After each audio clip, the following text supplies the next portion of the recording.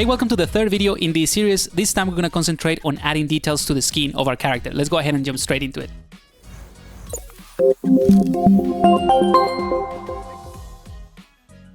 Alrighty, so here is where we left off from the second video in the series. I actually went ahead and tweaked things a little bit just because I think I was going a little bit too extreme in terms of the stylization of the character. So this is what I ended up with.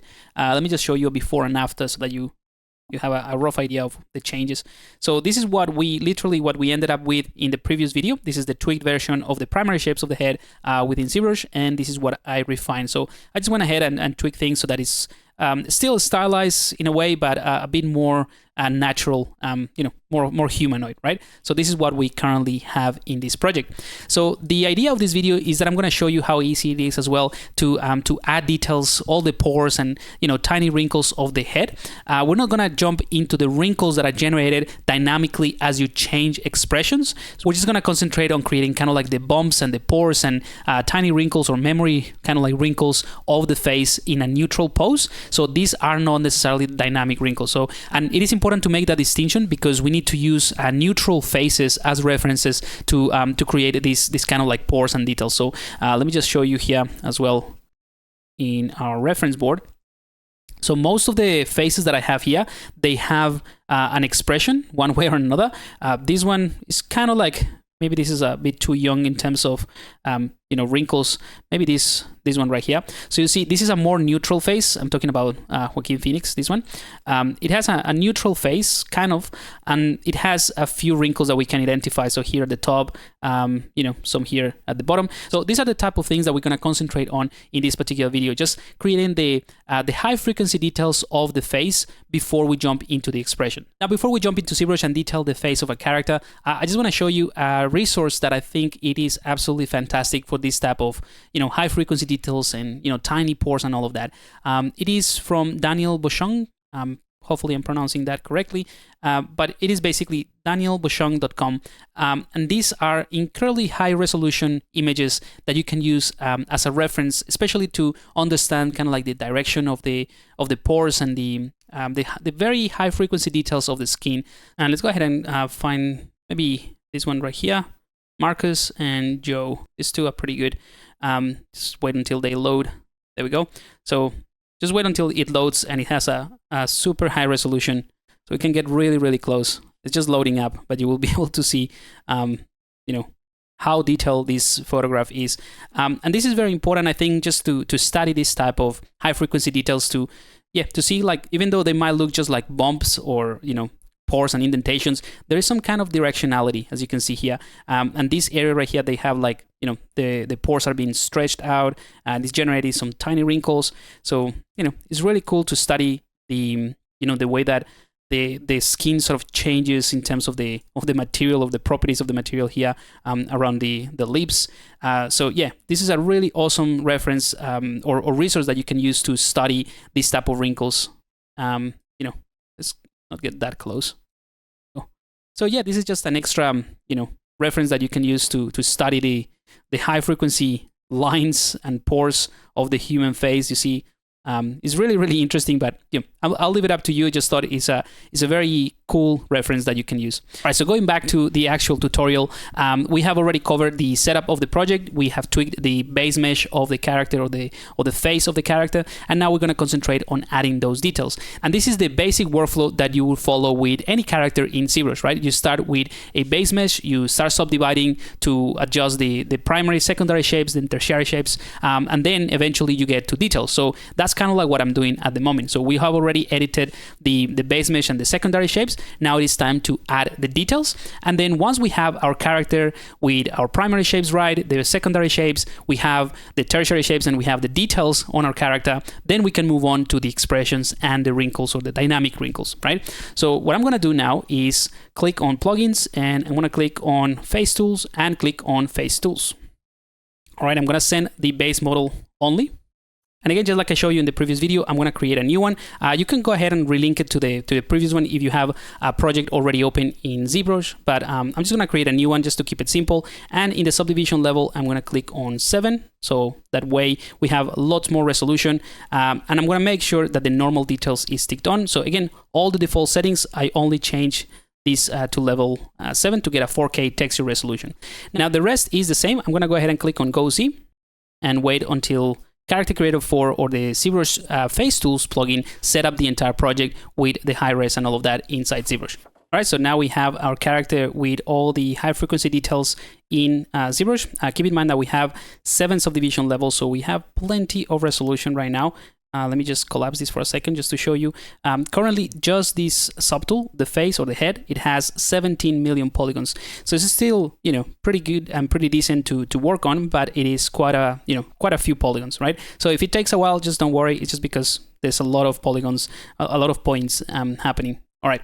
So what I'm going to do is turn off my range, because now we're going to concentrate on the details. And you see that we have the details layer by default. When you send it as a new project, you send it and then we have all the details. So the first thing that I want to do is concentrate a little bit on the, adding some of the main lines, because at the moment, this level of high frequency details is good, and this is what comes from CC4, but there's a few areas that need to be sharpened up. So that's going to be my main focus in this first part of this video.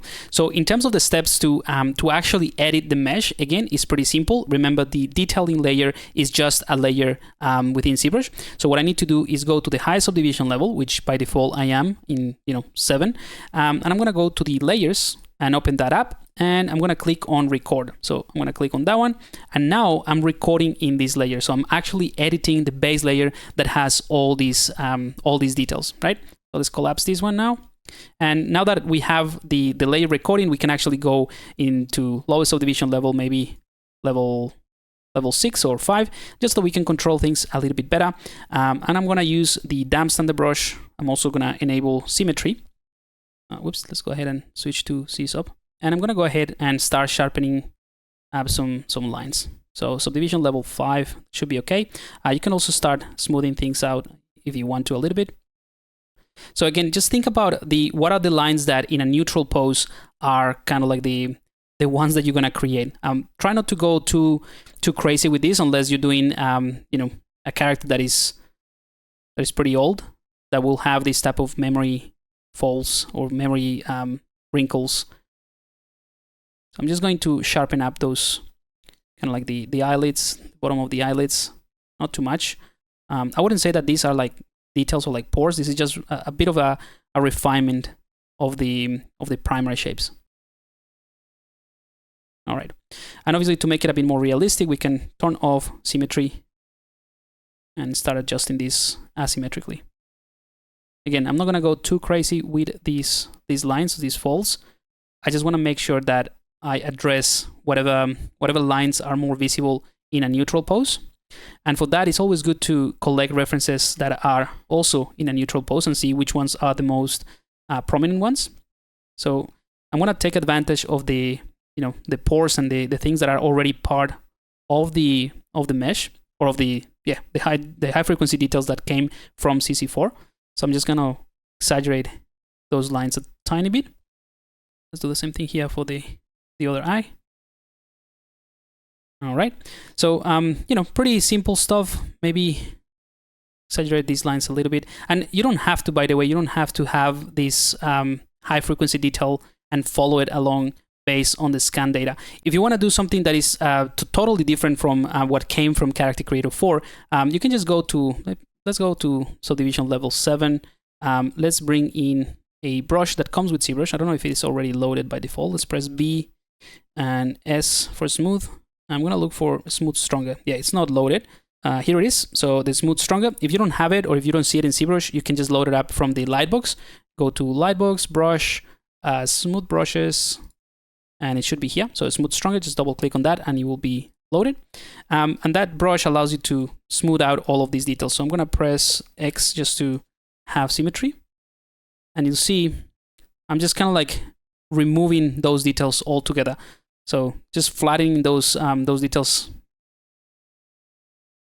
Again, this is an optional thing. You don't have to do it. I'm just going to show you both, or I tried to show you both worlds, basically, kind of like using the normal map that comes with the scan data from CC4, which is, you know, pretty realistic, and it gives you all those nice bumps and those areas. But if you want something that looks smoother, or you want to just create your own pores and your own set of details, that's also a possibility. All I'm doing here is just to, you know, smooth those.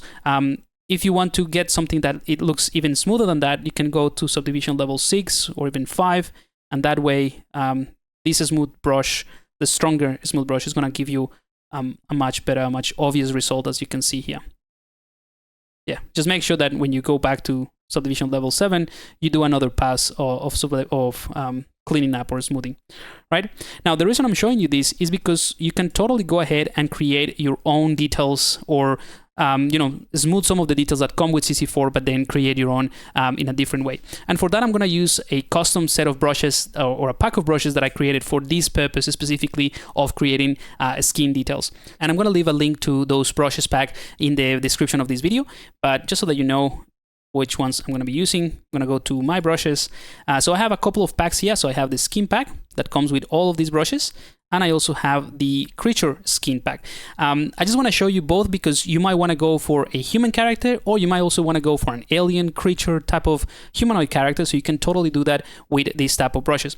So just I'm going to go for a humanoid character, but just so you can see how easy this is, I'm going to select something like this brush, and I'm going to add some larger bumps in here, right? So I'm just adding what could be some kind of bump of I don't know what this could be, like some kind of alien. But that's the idea with these brushes, just to speed up the workflow. This one is pretty cool. It just adds some sort of like scales, so we can make like a reptilian type of creature. But the difference between these brushes and, you know, some alphas that you might find online is that you can sort of guide or give this directionality. You can sort of guide the flow of this. And obviously this is not great, but I just want to show you that you can totally go ahead and do that. Use these brushes to generate something completely different. Just one more, just to show you the patterns that you can create. This is the entire point of this video, is just to generate those high frequency details. Whether you go for a creature, or, you know, or a more human or realistic human, you can totally do that at this point. Just generate those details. So let's go ahead and undo that and open up the other brushes, the skin brushes, and I want to create the base. So in this pack, I have sort of created this this workflow with 1, 2, 3, and 4 to generate the base skin. So I'm going to start with number 1, and let's go ahead and jump into subdivision level 6, so this is a little bit faster. And this is going to just generate, hopefully you can see, it's a very subtle pattern, but I'm just going to go into kind of like circular motions to start adding the base, right? And this is going to create that sort of like generic pass or generic base of the face. Now these brushes, just so that you know, it is important. It is also covered in the tutorials that I have about these brushes. But what is important is that these brushes are meant to be creating tileable textures. So if you go to the brush palette, you'll see that the wrap mode is set to 1. Make sure that you set this to 0. So whatever brush that you use from the skin pack, make sure that you go and set it to 0 if you want to just add it. Otherwise, it's going to create, you know, details all over the place, as you can see here, and it becomes a little bit awkward. So let me just undo that. There we go. So now I'm just going to concentrate on one area, and you see it's not going to add those details everywhere in the model. The reason I left that wrap mode on is because you can use these brushes to create custom alphas that are tileable, and that's the wrap mode that you need for that sort of thing. All right, so I'm going to concentrate on maybe just a region of the face, and then I'll show you the end result later, so that you don't have to sit here and go through the entire process of detailing a face. So this is the step 1. It just gives you the initial stage. Let's go ahead and open up the second one. That's going to give you some nice bumpy surface. Again, remember, you'll see as I do this, it is adding that everywhere. So what I want to do is go to brush, set this wrap mode to 0. Sometimes I forget, but it's all right. And again, the idea with this 1, 2, 3 sort of workflow is to apply this in sort of like circular motions. I'm just changing the brush size because these bumps are a little bit too big. Don't worry, this is going to look a lot better once we go to the fourth step. But this is just to, again, generate a base that we can work on, right? Let's go ahead and do the third one. And by the way, you don't have to use this at all.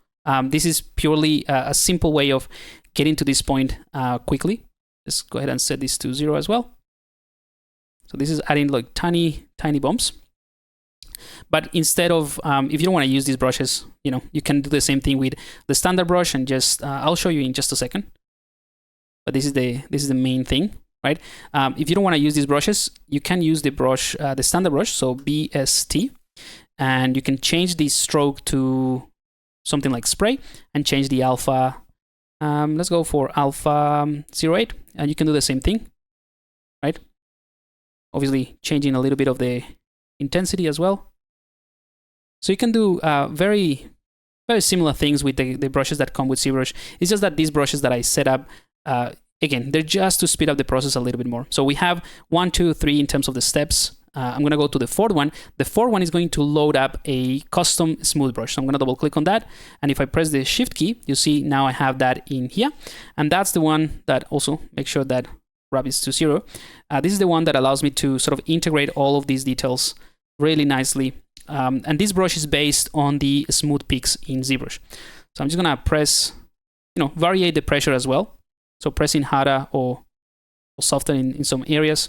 And you see what this brush is doing is kind of like unifying those bumps, those crevices, and essentially the step 1, 2, and 3 into a more cohesive sort of like skin pattern, right? And I think I went a little bit too big with the bumps and the details, but hopefully you get the idea. This is kind of like the way of doing it manually. I personally enjoy it, but if you don't want to do it, if you just want to get to the expressions and skip all this process, by all means, just use the normal map that comes with CC4.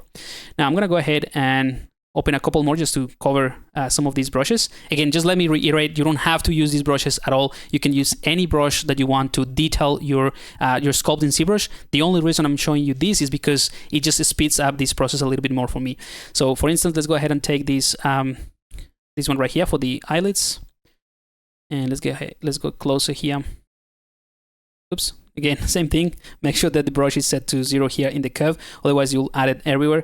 Again, that is by design because these brushes, I use them to create tileable textures.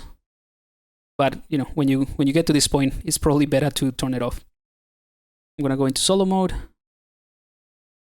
Just try to add a little bit of that pattern in there. All right, so they're like obviously brushes for every specific area of the face. And I'm rushing these a little bit, to be honest. You can spend a bit more time doing this. I'm gonna do this one right here, the expression pores, because this one is important to get right. So in this area right here, I'm gonna try to go in the sort of direction that I had before. And that's the reason I wanna show you this, or I wanted to show you the references in here. So Marcus is a pretty good one. For that, let's go ahead and zoom back a bit. So this is what I'm trying to achieve with that brush. It's not just adding the bumps, it's also getting that sort of directionality here in this fold, or this, the skin fold, right? So that's what I'm trying to do here, and that's why it's really good to have references. And obviously it looks a lot better when you have established that base, that sort of like generic skin base, and then smooth that out to blend them together. And in the same way, we can go ahead and maybe add some pores for the nose. So I'm going to double click on that one. And also maybe at this point, let's add some pores around here. Oops, again, keep forgetting. It's important to remember, set these brushes to 0 if you use them. All right, so I'm just adding some pores around the nose area. At this point that I'm getting to the center part of the head, I'm going to turn off symmetry so we get something a bit more realistic. All right, so we have some pores. Let's go ahead and smooth that out. I'm still smoothing everything with the skin base 04, and this is a general good smoothing brush for everything to do with details here. All right, so again, I'm just concentrated on an area. I'm not going to do the entire face, but this is basically the workflow. Let's go ahead and do something else like this wrinkle push out 2. I'm going to click on that one. This one is really cool because it allows you to create these very sharp crevices and smaller wrinkles. And you can exaggerate things like, this one right here, and start adding a much more interesting and realistic sort of texture. But you see, this is a process that it is ultimately very, very easy to do. It's very simple once once you know the steps, or once you know the brushes that you can use. It is very, very simple. The main thing is that it takes time, and you have to be patient about it. Again, if you want to do it, by all means, this is kind of like what I enjoy doing anyway. I can just bring in these brushes and spend a lot of time just refining these bit by bit. Let's say something here around the eyes. Bring in some references and see how like this area, this tiny sort of thin part of the skin, sort of like creates these pulling lines towards the nostril. Sorry, towards the bridge of the nose. So all of these things are really good to just always have a reference next to you. But again, this is something that I really enjoy. It's a process that I like. But if you don't want to, you don't have to. You can use what comes with CC4. But anyway, I'm going to show you the final process in just a bit. I'm going to use another one for the lips just to show you something else. So we have this lip detailer, and this one is pretty cool as well. Just allows you to create these shapes around the lips very easily.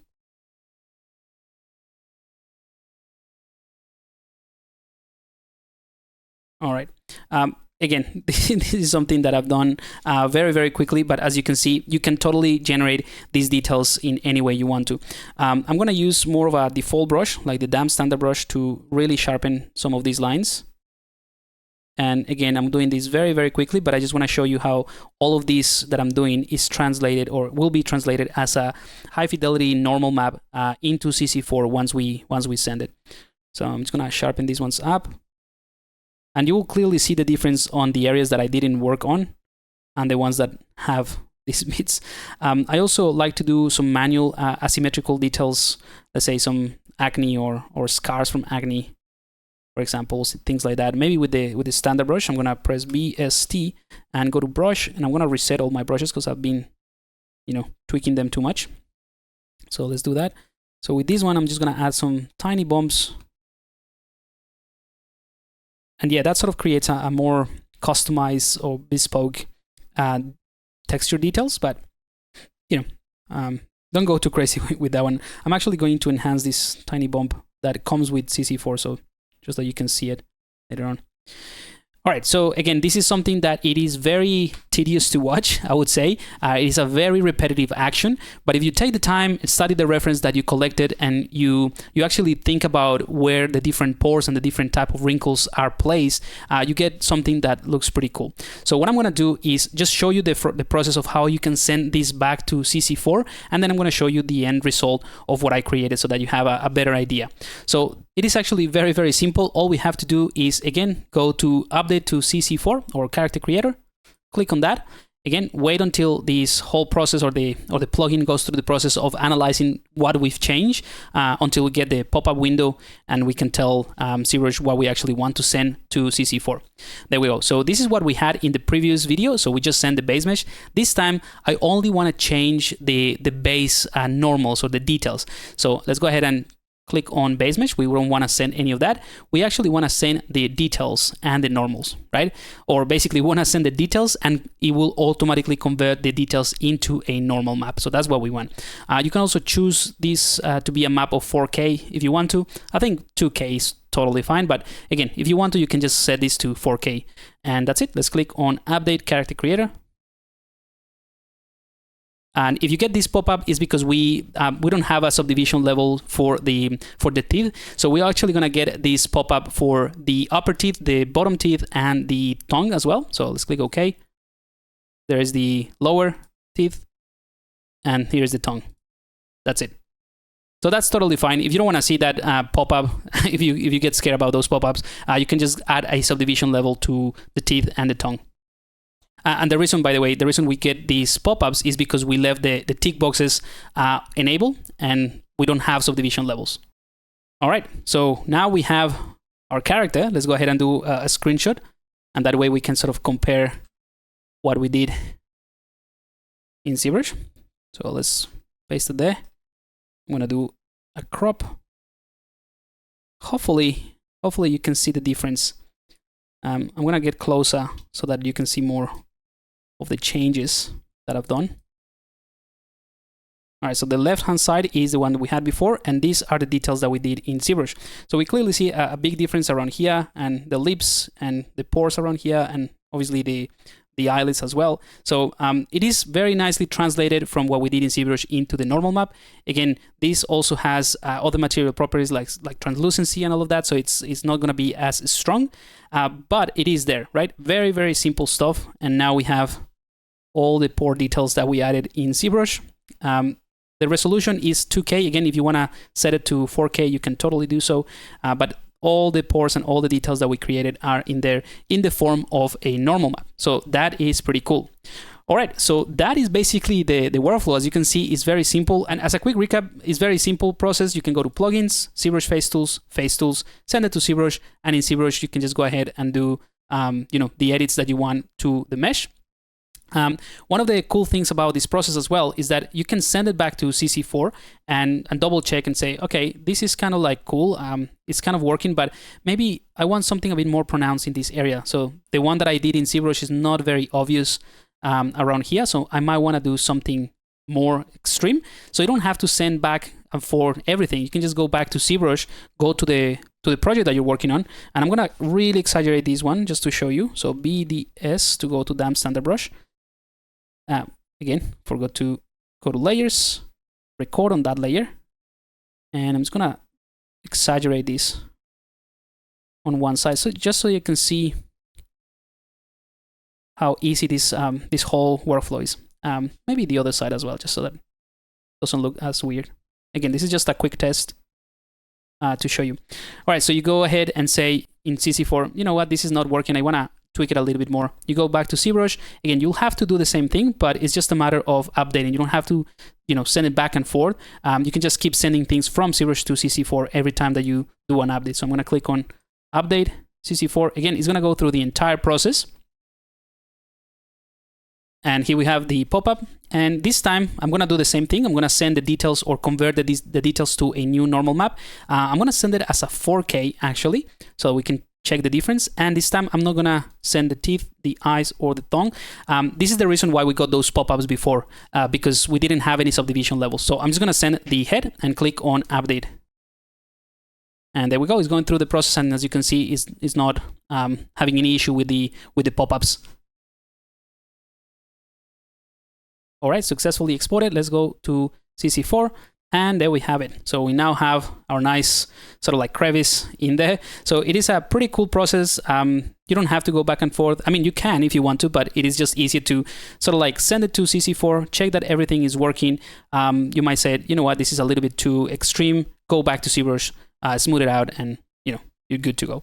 So to wrap up this video, as you can see, it is a very simple process, just a repetitive action of adding details, and you can use custom brushes or the ones that come with ZBrush. But like I said, to wrap up this video, I want to show you the end result. So I'm going to go ahead and load up the project that has all the kind of like the proper sculpting that I did. So let me just load this app as a new step. And you'll get this pop-up if you're replacing an entire project. I'm gonna replace everything. So it is basically the same character. I just, spend a little bit more time. Like I said, very repetitive action, but I spend more time tweaking the details. And there we go. So you see, we have a few more details in the normal. I think this is at 4K as well. So I just spend more time kind of like defining these lines, these crevices. So it just makes it a little bit more of a weathered face and a bit older, but that's pretty much it. That is all the details into the normal map as well. And let me just go ahead and switch back to ZBrush. I have also loaded the final result of sculpting those details in there, so you can compare. There we go. So this is what I came up with. This is the one we were playing around with. You see, it's slightly different. I spent a bit more time adding more of the secondary shapes. Again, it's just about patience and focusing on the references and try to replicate certain parts of the reference. So here we go. So this is the face, and I created the details of this face and all of that using the custom brushes that I show you. But as you can see, it's mostly those tiny wrinkles around the bottom part of the mouth area, the lips, all these tiny wrinkles that are formed here in the connection of the nostrils and all of that good stuff. And that is coming through really nicely here in the normal map. So you have all of those details coming through. But yeah, that is pretty much it. So that concludes this third video in the series. And in the next video, we're going to concentrate on creating the textures using Polypaint. Again, I'm going to show you how fantastic this workflow between CC4 and ZBrush is, so that you can leverage the potential that you have in ZBrush and, you know, visualize all the details and every change that you make within ZBrush in CC4 in your character that is fully rigged, and, you know, create these great expressions and all those wrinkles. So I'm going to leave this video here, and I'll see you in the next one.